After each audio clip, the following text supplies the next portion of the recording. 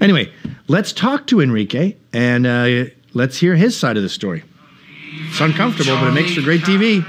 And we are back. What's up, everybody? Thank you so much for joining me. I hope you're all having an amazing day. I'm doing an update to a video I made about a week ago titled, "Is This the End of the Proud Boys?" Just after I made that video, I saw a clip of Gavin McInnes, who is the original founder of the Proud Boys. He's got a podcast called Get Off My Lawn. It's not on YouTube. He's been kicked off of YouTube.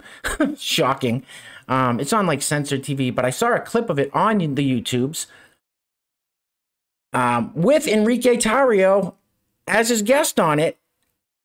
So I was like, wow, this should give me some of the answers that I didn't know and I left you guys hanging with on the last video. Like I said, I'll clip that onto the end of this one.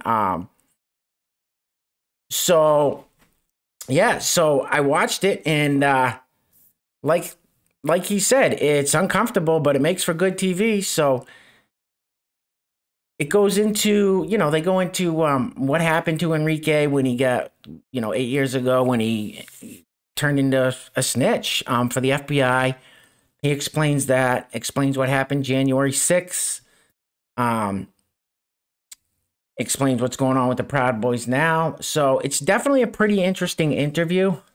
So I'm just going to play, I'm not going to play the whole thing. It's 30 minutes long. I'm just going to play a few clips that I think, are fairly important. And listen, I don't think, in my opinion of the Proud Boys, is they're not this, horrible domestic terrorist group like the mainstream media and the left makes them out to be. There's a clip in what I'm going to play you guys that has Gavin McInnes saying a while back that there was this guy in the Proud Boys that had Nazi ties that Gavin thought was terrible for the group, so he wanted to squash him and get him out of there immediately. And he was a little suspicious because Enrique wouldn't do that immediately. Enrique explains, well, it has to go through the, it has to go through the club. I can't just make these decisions and boot somebody. But eventually we got him out of there. So that just shows you they don't want those kind of people in the group. And me personally, I just don't believe that's who they are. I believe that they were formed to provide security from Antifa at a lot of right-wing events. You got a lot of conservatives and Republicans or whoever speaking. You got Antifa showing up, just causing nothing but chaos and destruction and violence, and nobody was there to stop them. In come the Proud Boys. Nobody else was doing anything, and nobody else seems to want to condemn Antifa BLM. But they'll demonize these guys enough to where Canada makes them in domestic terrorist group. I think it's insane.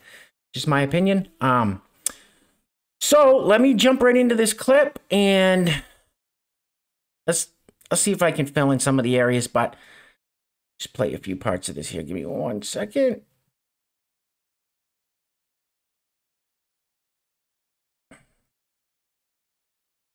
People with flat feet in the military. If you've worked with the feds, you shouldn't lead a club. Well, one thing is there was some members that did know, and I've said this story before. I didn't go into detail of the story because for real, it's nobody's business. I don't think that what I did 8 years ago constitutes, regardless of right or wrong, I don't think it constitutes who I am now. And one thing I will say to that is 8 years ago he did this is when he, turned to federal informed for the FBI. And when he explains it, it's not a huge deal, honestly. Yeah, he's a snitch. He should be leading a group, whatever. But 8 years ago, I was a homeless, raging drug addict, complete mess, living on the streets. Family and I had no friends. My family didn't want nothing to do with me. People didn't want me around. It was bad. I had absolutely nothing. I was at the point where I just wanted to die. That's my life was at the point where I was just like, yeah, I'm just gonna die here in this gutter with a needle hanging out of my arm. Today, the exact opposite. I have a house. I have a car. I have a license. I have a French bulldog. I'm engaged. I help my parents with a lot of things because they're elderly, and I'm close with my brother and sister again. Life's great. So 8 years can change a lot. Now, I'm not saying he should have been the chairman. That's neither here nor there. It's not really my decision. It doesn't matter to me either way. But all right, so let's get back into this here.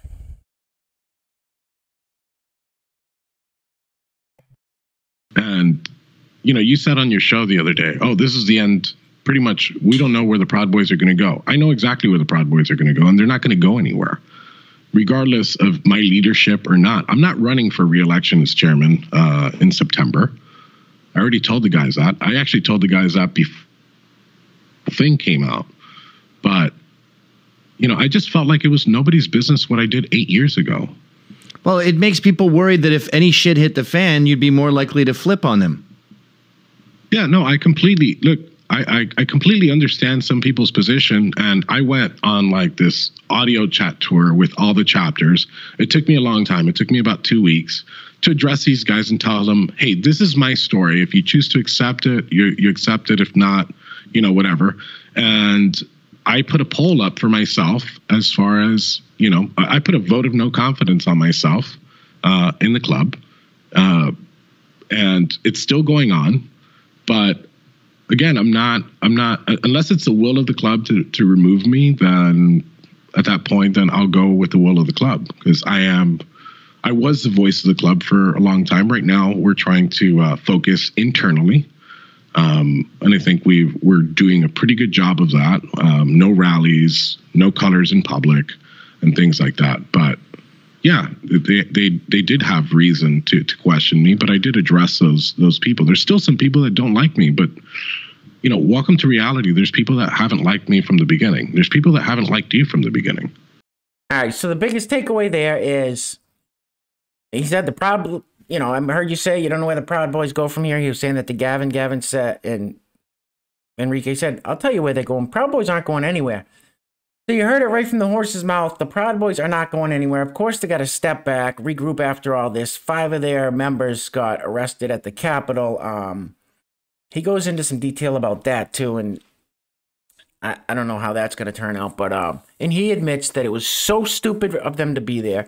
He said the Proud Boys' plan all along was to go to Trump's speech. And listen, I hope I don't get in trouble with YouTube about this, because I know they kicked Gavin McInnes off already, and I don't know. Whatever. I'm going to just play it. I don't think it's a huge deal. I hope YouTube doesn't shut my channel down or anything. But anyway, so Enrique talks about they went to the Capitol. Their plan all along was to listen to Trump's speech, and then they were all going to leave and go into Virginia and drink, go to this bar and drink. And he said he has all the text messages, all the emails, all the receipts saying that they had zero plans to go to the Capitol and start any problems. Now, the media, the left, they make it sound like it was some big Proud Boy insurrection. And Enrique says, I have all the receipts. I have so many text messages, so many emails, so many correspondence of us and the guys talking. We were going to go to the speech, listen to it, and get out of there before we got stuck with, as far as traffic goes. At that time, they weren't letting anyone in and out of D.C., so they were just going to try to get in, go to the rally at first, and then dip out. He said they had no plans of doing the Capitol. He said the guys that went to the Capitol after that went on their own. He talks about being arrested with the 2 gun magazines on him. He's like, I'm from Florida. I didn't know 2 plastic magazines would be illegal in D.C. Now I'm looking at 2 years for it. So I originally thought they popped him a couple of days before the rally. The FBI grabbed him, or the D.C. police grabbed him, because he was an informant. They wanted to get him out of there before things got bad. But apparently I'm wrong. It sounds like I'm way wrong on that. So I apologize.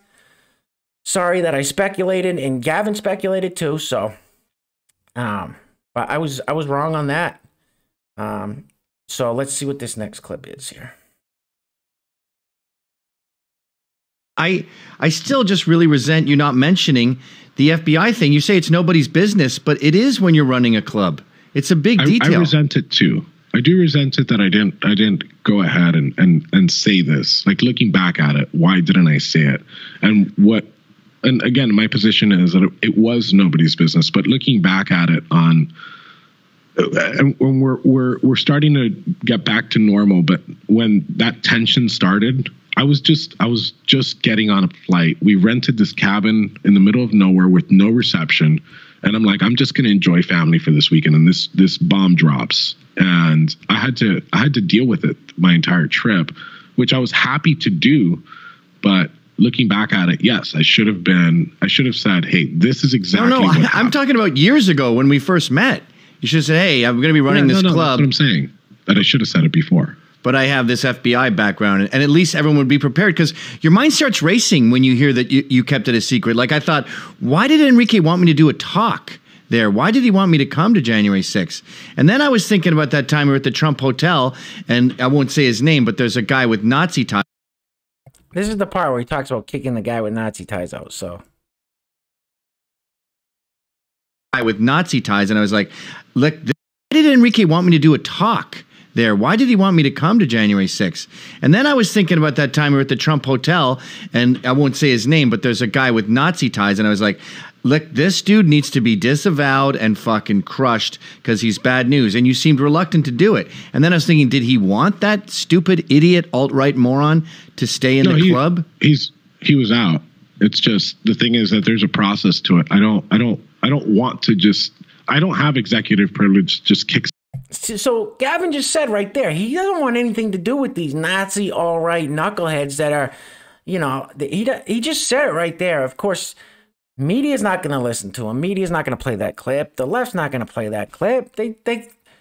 These guys are the big bad wolf that everyone has to be afraid of. So Gavin just said it himself.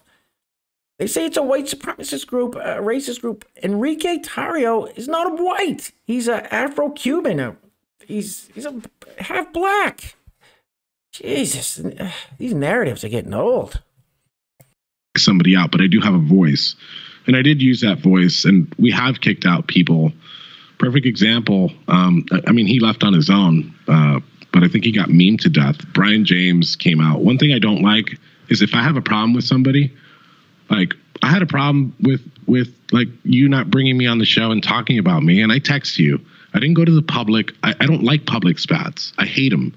So when we can't solve something internally, I never go out. So this Brian James character decides to go on his own and make these videos and make these posts and things like that. And he, you know, don't throw stones if you live in a glass house. I mean, this guy's history is fucking disgusting.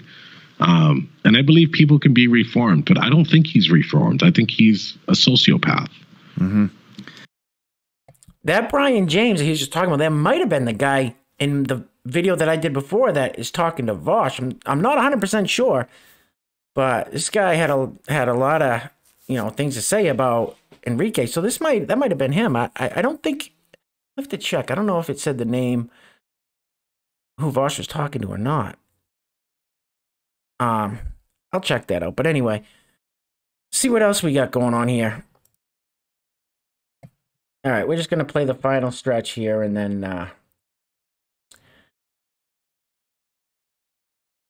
when the video, look at Enrique's shirt.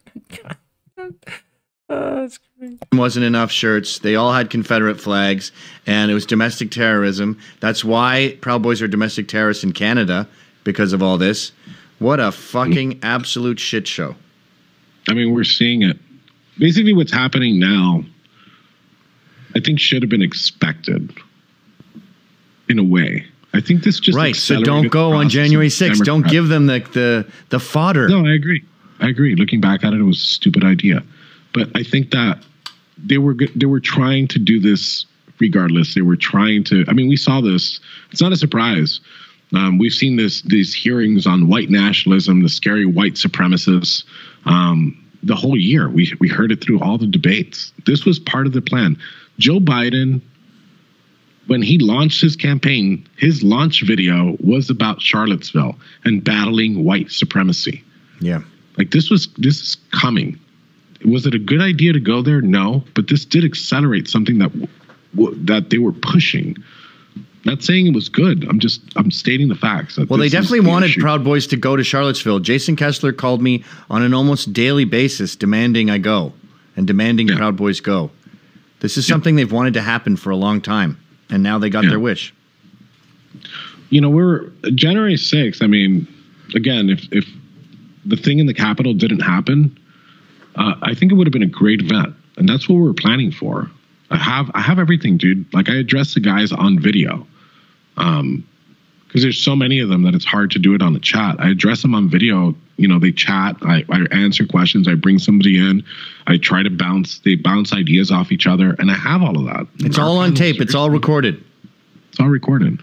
Your plan to go to Virginia and drink beer, that's all recorded and on tape. Yes. Good. All right, we're out of time. I'm glad you had a chance to clear things up. Oh, thank you. Thank you for giving me the chance to clear things up. See you, man. All right, so there you guys have it. Straight from the horse's mouth on both aspects. Gavin and Enrique. It is what it is. So I just, like I said, I made that video last week. I felt like I was wrong what I said about Enrique, so I'm glad I saw this. I feel like I had to, I had to state I was wrong about Enrique. He wasn't there in any kind of federal informant way. So he says, and I believe him. And I mean, make of it what you will. That's it, guys. And do me a favor, if you have not subscribed to my channel, hit the subscribe button. Leave me a thumbs up if you like the video. Let me know what you guys think in the comments. I say it every time, but my favorite thing about this channel, this community, is the comments. You guys are amazing. So I'll clip the other video on at the end of this. Check it out if you haven't yet. Stay safe out there. The world's going crazy. Take care of yourselves. Take care of each other. Till next time, guys. Peace.